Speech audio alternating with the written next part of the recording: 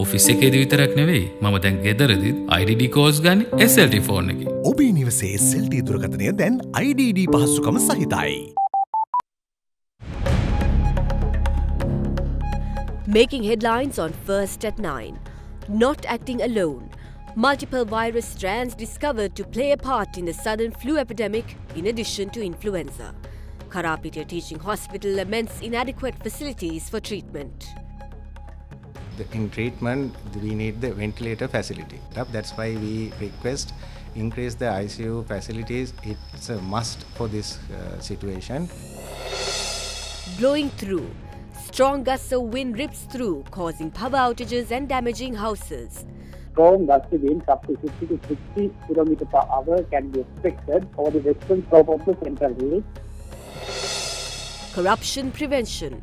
Transparency International Sri Lanka stresses the need to introduce interest registers for parliamentarians. Mitigating measures. First at 9 explores possible proactive solutions to curb recurrence of floods. Actually, if we can widen the river, it is very easily we can manage the flood. End of the search. The 4-year hunt for Malaysia airline flight MH370 comes to an end.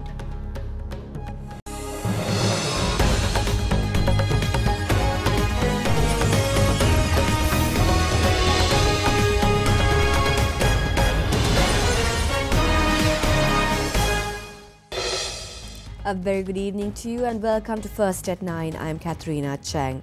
Now on to our top story tonight. The viral fever epidemic currently prevailing in the southern province took another turn today, with health officials revealing a combination of multiple viruses is at the base of the outbreak.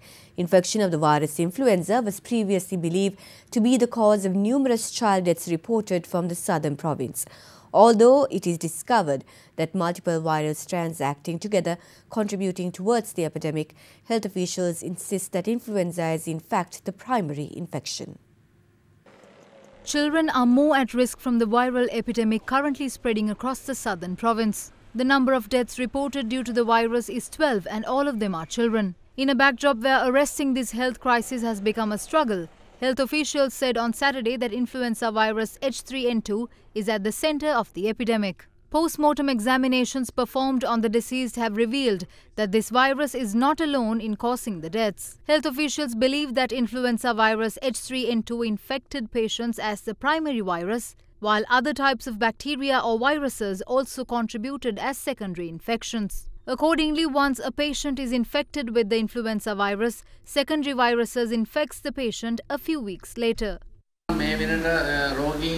We received results from the Medical Research Institute of Sri Lanka which indicate a combination of viruses being in the system of the deceased patients.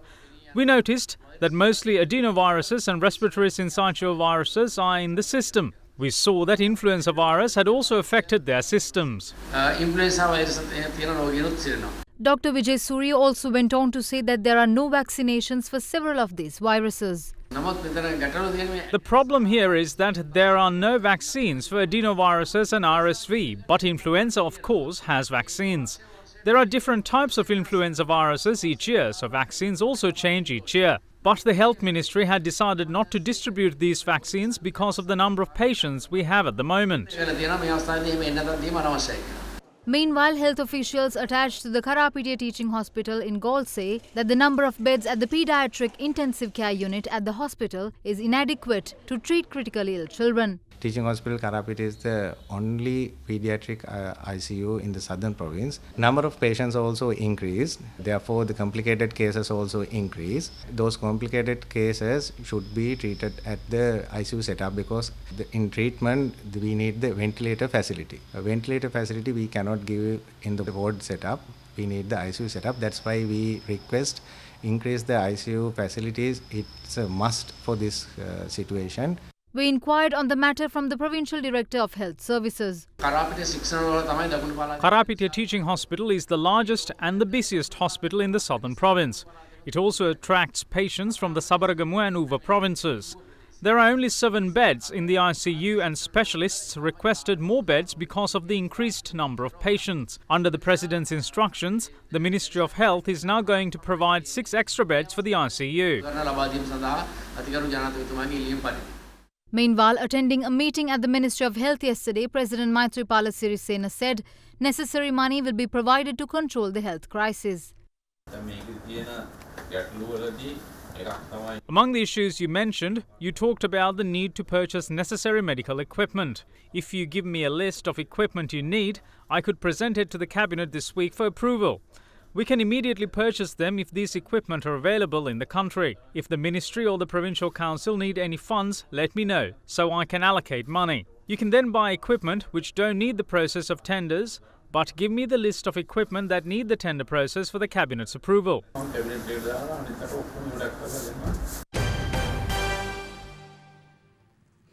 With incessant rains which wreaked havoc in many areas of the country in the vein, a bout of strong winds have emerged, causing severe damages. Strong gusts of wind have ripped through some areas of the island, causing power outages and causing damages to buildings, especially in coastal areas. The Department of Meteorology states that this situation is expected to prevail until the end of this month. It went on to say that the winds experienced across the island is a general concession during the onset of monsoon. Department of Meteorology states that strong gusty winds up to 70 km per hour can be expected along the coastal areas from Mannar to Puttalam, Colombo, Galle and Batticaloa via Hambantota and are likely to persist during the next 2 days. The department also warns the naval and fishing communities in coastal areas of Mannar to Trincomalee via Kankasanture to be vigilant as strong winds can be expected. So 2 days before, southwest monsoon condition has been established over Sri Lanka. So because of that, we expect a windy condition over the island and sea areas can be expected until 31st of May. Strong gusty winds up to 50 to 60 km per hour can be expected over the western slope of the Central Hills and fairly strong gusty winds up to 50 km per hour in western, southern, northwestern and north central provinces. In addition, winds will be westerly to southwesterly in direction in the sea area. Sea area extending from Mannar to Batticaloa via Puttalam, Colombo, Galle and Hambantota can be rough or very rough as the wind speed can increase up to 60 to 70 km per hour. This is general condition during onset of monsoon, especially the western slope of Central Hills will be impacted from high wind conditions. Accordingly, houses were damaged while power outages were caused by the winds that blew across the island.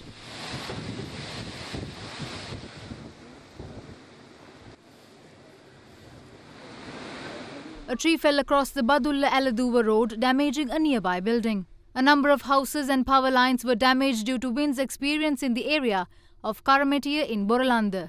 A 10-year-old child was also injured when a tree collapsed atop a roof.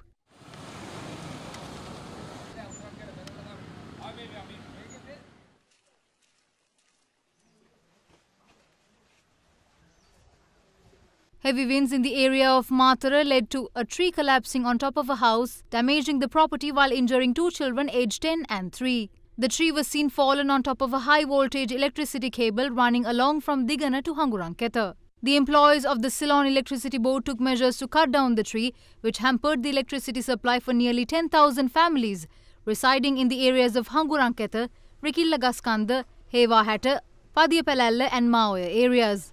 Meanwhile, the Ministry of Power and Energy said that the power supply to Dambulla, Naula, Teldeniya, Kundasale, Badulla and Ragala was hampered due to winds and that steps have been taken to restore the power supply. In the meantime, a mobile phone captured a group of youth diving into River Kalu during the inclement weather situation.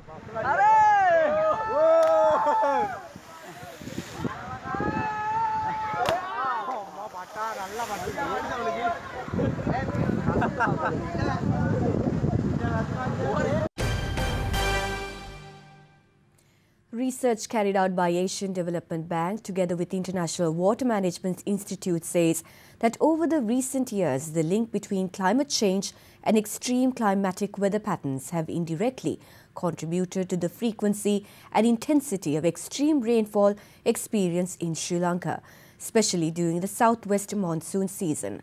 However, is the country prepared to face adverse weather conditions? The Department of Irrigation says that an effective method to mitigate flood-related incidents is by widening bottlenecks in rivers of Ging, Kalu, Nilvala and Kalani, which are most likely to be affected by floods during this season. However, Director General of Irrigation Department, Engineer S. Mohanaraja, says that this calls for advanced technology and funding, for which the country lacks at present. Meanwhile, leader of the Water Risks and Disaster at the International Water Management Institute, Giriraj Amaranath, says that prevention plans, which consist of both medium to long-term plan in flood management, are the need of the hour.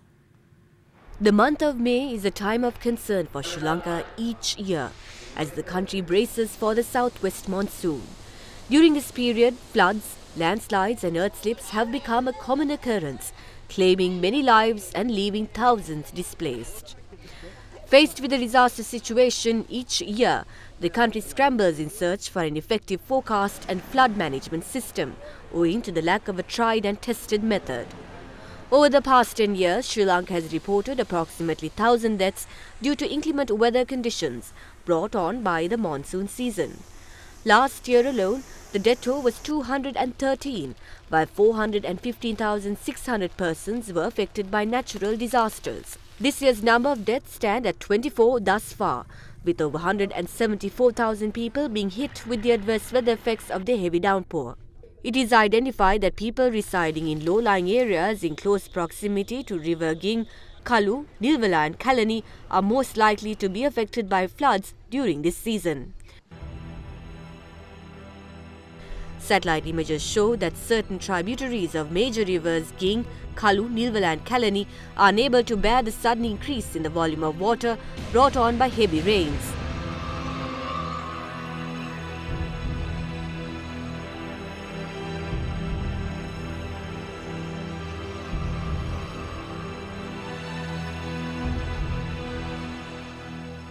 Therefore, it calls to question if Sri Lanka has an effective flood and river management system to ensure that there is a proper interaction between precipitation and drainage basin response. Speaking to First at 9, Director General of the Department of Irrigation, Engineer S. Mohanaraja, said that a proposal has been put forward to widen certain areas of rivers which create a bottleneck effect as a measure towards flood mitigation. Actually, if we can widen the river, it is very easily we can manage the flood. With the available sensor or automated water level gauges, we can easily say we can manage the flood if it is wider. But the problem is, in most populated area, the people has encouraged the land and they are very closer to the river bank. In some places, they are in our flood band. So, in that case, it is very difficult to widen the river. So, that's what we have the proposals. In some places, we are going to put a concrete wall and then we are going to demarcate the land and the flood plain by increasing to manage more flood. Director General of the Department of Irrigation, however, raised concerns on the required funding for large-scale projects in this regard. We are proposing a sea outlet permanent structure in the Kaluthura river mouth for the Kaluganga area to reduce the flood of the Kaluthura town. Pre-feasibility report has been prepared. For the feasibility and implementation, we don't have a big amount of money and we need big amount of money, and we are finding donors and there is no donors coming for that. And we are trying to do it phase by phase. So first we started doing the designs of the sea outlet. So I think once you finish the sea outlet, it's a permanent structure, we have to go for a very good technology with the international level, because we know once you disturb one side of the land and that will disturb the other side. So that is the nature. So we have to study properly and we have to do a hydraulic model on that particular section, and we have to go for a new advanced technology. That's what we are asking the international consultant to manage the flood. However, residents living in close proximity to the River Kalani along the Sedawat-Ambatale road say that although widening the river is welcomed, it has to be carried out effectively. The river itself has already eroded, on both river banks by the river itself. So we have to make remedies, new devices to control the floods.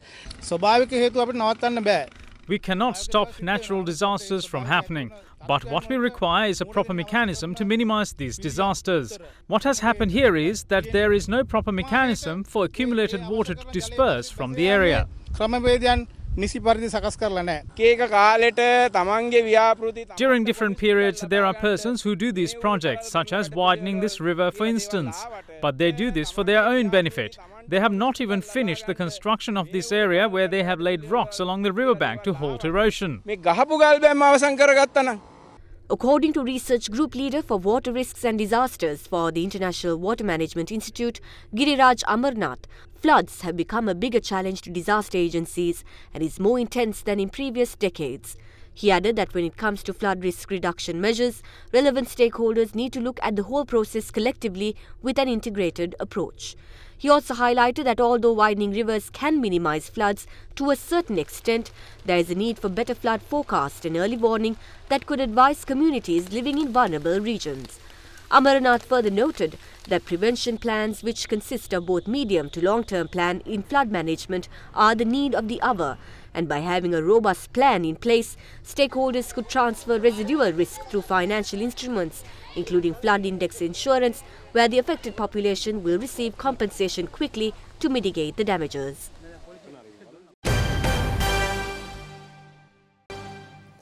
A special investigation is launched into yesterday's escape of 6 prison inmates, led by the Superintendent of Prisons in Mathura.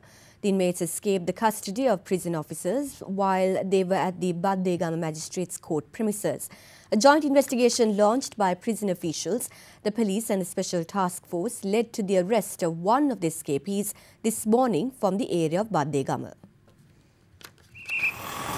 6 officials of the Department of Prisons escorted 22 inmates of the Gaul prison to the Baddegama Magistrates Court yesterday. After their relevant cases were taken up, all inmates were held in a cell at the court when one inmate cried out, complaining of chest pains, and 2 prison officials took measures to call for an ambulance and admit him to the Karapitiya Teaching Hospital. The door to the holding cell, however, was opened by one of the prison guards to let an inmate whose fingerprints were taken back into the cell. At that moment, an inmate inside the holding cell instigated an altercation with the prison guards and 6 of them escaped. Officials of the Department of Prisons, together with the police and the Special Task Force, launched an investigation last night in search of the escapees who are involved in drug racketeering and mugging.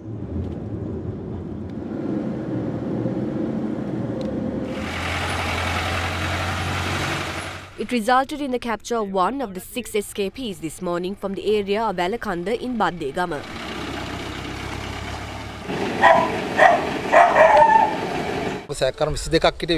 Six out of 22 prison inmates escaped from custody yesterday, and other 18 inmates were brought back to the prison by our officials after much effort. 2 officers who were attacked by the prisoners are still under treatment at the Karapitiya Hospital with head and facial injuries. The arrested suspect was handed over to the Baddegama police by the Special Task Force. He will be produced before the Baddegama Magistrates Court tomorrow, and then he will be brought back here. We will also appoint an independent panel to look into how it happened and to ascertain whether the escape was organised or not. The assistance of the Superintendent of Mathura Prison. You are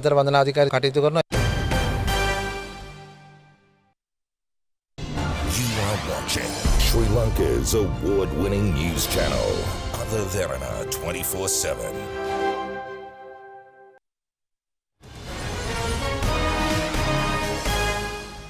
Welcome back to the news.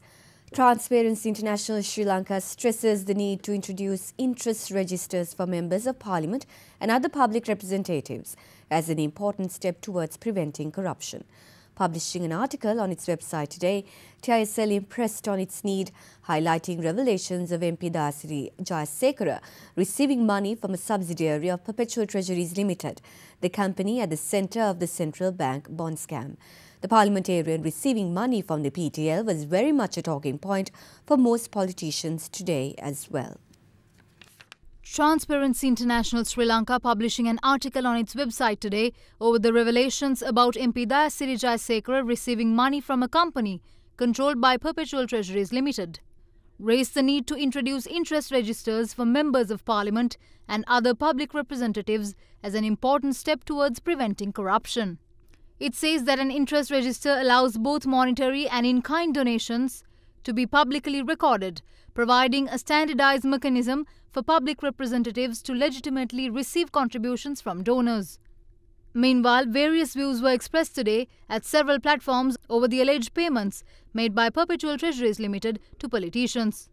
MP Dayasiri Jayasekara says that there are another 118 MPs who took money from Aloysius of Perpetual Treasuries. He also calls on for those names to be publicised. Those 118 were sent to Parliament by the public of this country. When they say that 118 members of Parliament are implicated, even we are defamed.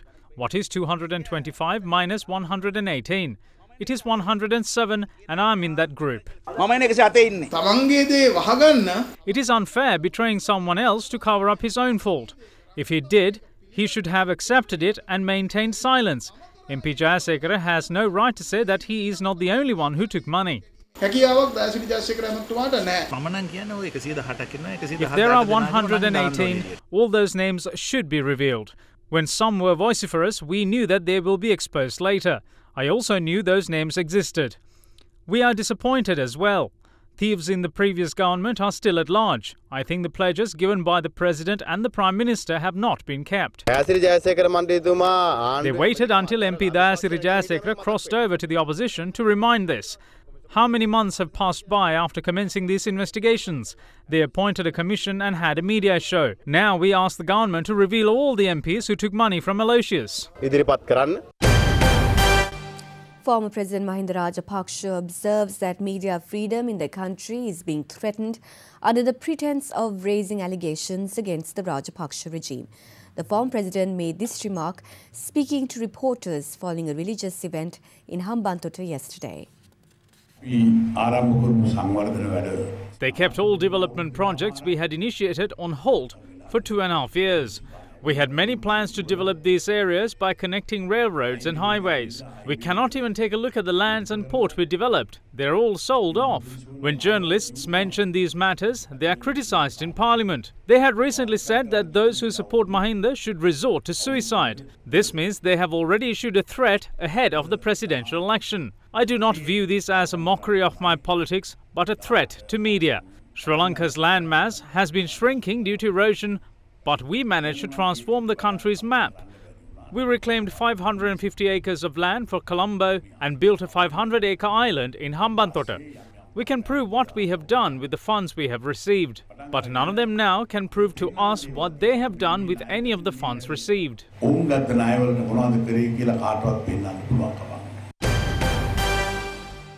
Minister of National Integration, Reconciliation and Official Languages, Mano Ganeshan, believes that no Tamil political party, including the Tamil National Alliance, would agree with the 20th Amendment to the Constitution.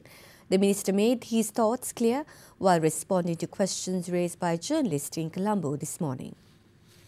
The JVP has presented the draft bill of the 20th Amendment to the Constitution to the Speaker Karu Jayasuriya. What is it? They say executive presidency should be completely abolished. We don't agree with it. Tamil Progressive Alliance does not agree with it. Neither does the Sri Lanka Muslim Congress, All Island Makkal Congress and the EPDP. As I know, most of the TNA MPs also do not agree with it. JHU disagrees with it as well. Most of the UNP MPs also do not agree with this. Sri Lanka Freedom Party does not agree with it either. The group of 16 is also against it. Then only the JVP parliamentarians and few others will be left. Under the executive presidency, the whole country becomes one electorate. We will reduce the powers given for the executive president. I have a request for the Red Comrades. Don't be in a hurry. We will consider this at least after 10 years. We will do this after wiping out communalism, extremism and racism in the country.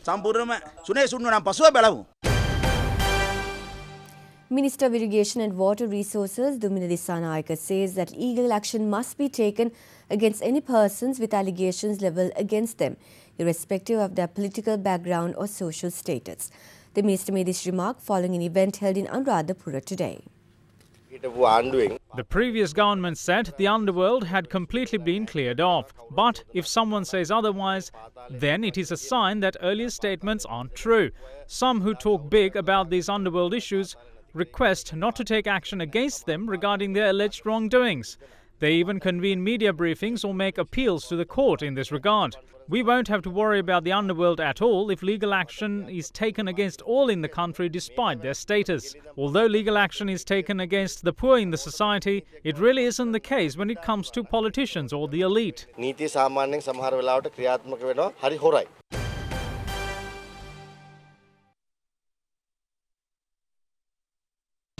are watching Sri Lanka's premier news channel, Other Derana 24/7.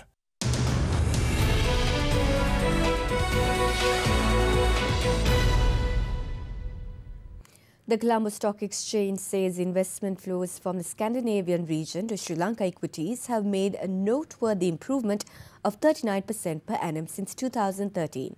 In a statement today, CSE said that foreign purchases from Sweden to the tune of 2.4 billion rupees so far in 2018 marks a new high for investment inflow into the Colombo stock market. The previous high for foreign purchasers from Sweden recorded 1.6 billion rupees in 2014. Scandinavian countries have collectively invested 8.2 billion rupees in local equities so far this year, accounting for 23% of total foreign purchases during the period. So far this year, foreign purchases from Sweden marked a new high of 2.4 billion rupees compared to the previous record of 1.6 billion rupees in year 2014.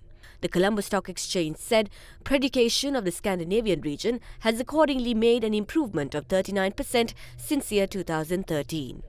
Commenting on emerging investment flows from non-traditional markets, the head of market development at CSE was quoted as saying that the emerging trend highlights the value proposition the market offers and the ability to attract the interest of investors from around the world. He went on to say that the sustainable way forward for the Sri Lankan stock market is to consolidate on foreign investment strongholds while also actively pursuing new countries that indicate positive investment trends in Sri Lanka.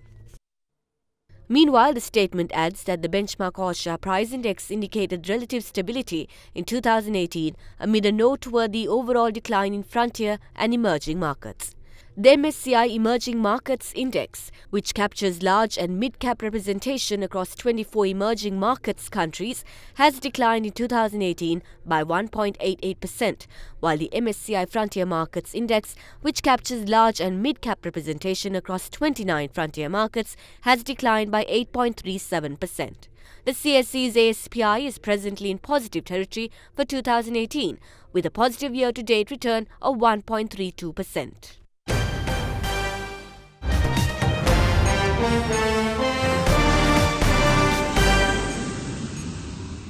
The 4-year hunt for Malaysia Airlines flight MH370 has ended, with the latest privately funded search coming to a close. US-based Ocean Infinity had been using a deep-sea vessel to survey a vast area of the southern Indian Ocean. Malaysia Airlines flight MH370 disappeared on 8 March 2014 while flying from Kuala Lumpur to Beijing with 239 people on board. The plane lost contact less than an hour after takeoff, with no distress signal or message sent. Initial search efforts focused on the South China Sea, but after evidence emerged that the plane was diverted to the south, the focus switches to the Indian Ocean. In July 2015, large pieces of debris were found washed ashore on Reunion, an island in the Indian Ocean east of Madagascar. Official search efforts ended last year after the governments of Australia, Malaysia and China announced that they had failed to find anything in the area thought to be the plane's final resting place. However, in January this year, amid pressure from relatives, Malaysia signed a deal with a private company to resume the hunt. Ocean Infinity agreed to work unpaid but would have received a reward of up to $70 million if it had found the wreckage. But as deteriorating weather made operating in the area impossible, the hunt was brought to an end.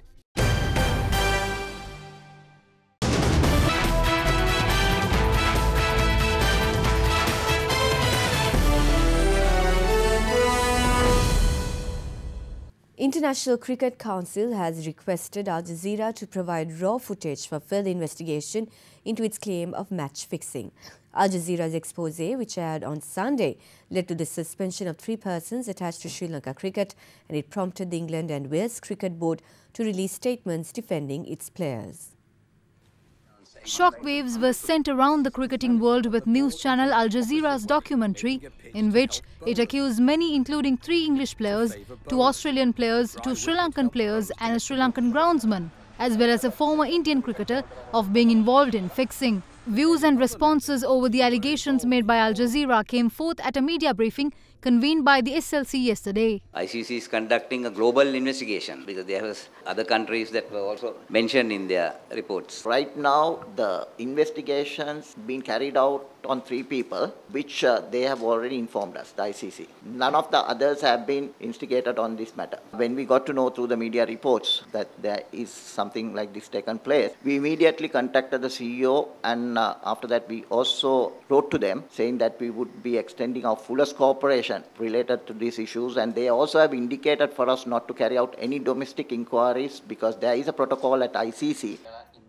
In the meantime, as per the documentary, allegations of spot fixing by 3 England cricketers during a test in India 18 months ago have been described as outrageous by their captain Joe Root. Meanwhile, Australian skipper Tim Payne yesterday said that match-fixing claims aired by Al Jazeera involving Australian players were unsubstantiated. At this stage, it's the unsubstantiated claims, and as I said to the previous question, we're confident that none of our guys are involved. As far as I'm concerned, our players have got nothing to worry about. Meanwhile, Cricket Australia and the England and Wales Cricket Board have said there was no credible evidence linking Australian and English test players to spot fixing as alleged by Al Jazeera in its documentary. The International Cricket Council, however, said its investigation into the allegations is being hampered by the channel's refusal to share evidence.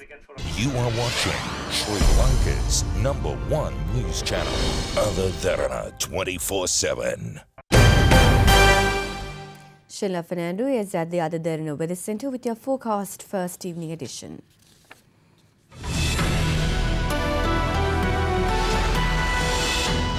A very good evening and welcome to Forecast First. Your temperatures for tomorrow are to vary between 21 and 33 degrees Celsius, with the lowest temperatures expected in the Central Hills. Well, looking at the map, a low pressure zone will develop in the Western Province and will gradually disappear. Well, sunny weather is forecast in the areas of Mena, Trincomalee and Batiklo, while wet weather is forecasted in Kandy, Colombo, Galle and Matara, as well as Hambantota. That's all we have from the Weather Centre tonight. Up next is your city by city forecast.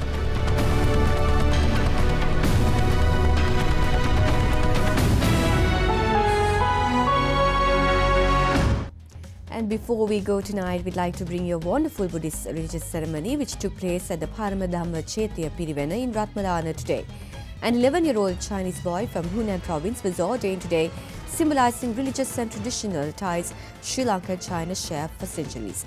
We hope you enjoy his visuals. Have a pleasant evening.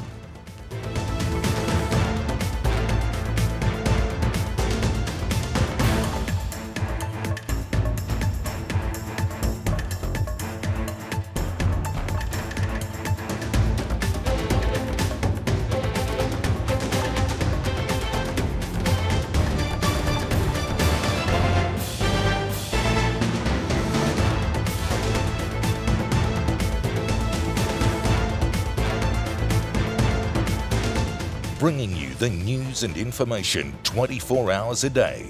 This is Sri Lanka's premier news channel, Other Derana 24/7.